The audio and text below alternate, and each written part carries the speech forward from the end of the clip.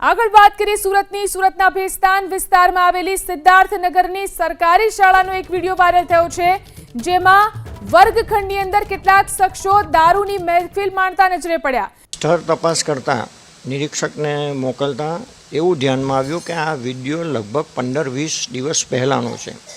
બાળકો જ્યારે ગ્રાઉન્ડમાં રમતા હતા, વોચમેને રવિવારનો દિવસ હતો, એમને બહાર મોકલી દીધા અને તાળું મારી દીધું।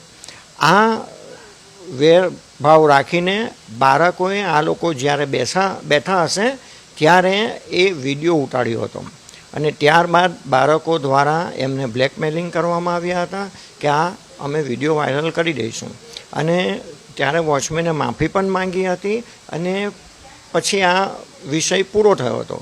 પરંતુ એવું ખ્યાલ નથી કે ક્યારે કયા છોકરાએ આ વિડીયો વાયરલ કર્યો છે।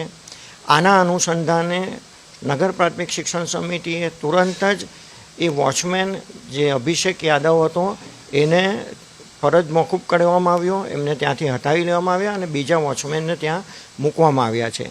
સાંજનો સમય હતો એટલે બીજી તપાસ થઈ શકી નથી, પરંતુ આજે નિરીક્ષકો દ્વારા તપાસ કરીને હકીકત શું છે એ જાણવાના પ્રયત્ન કરીશું।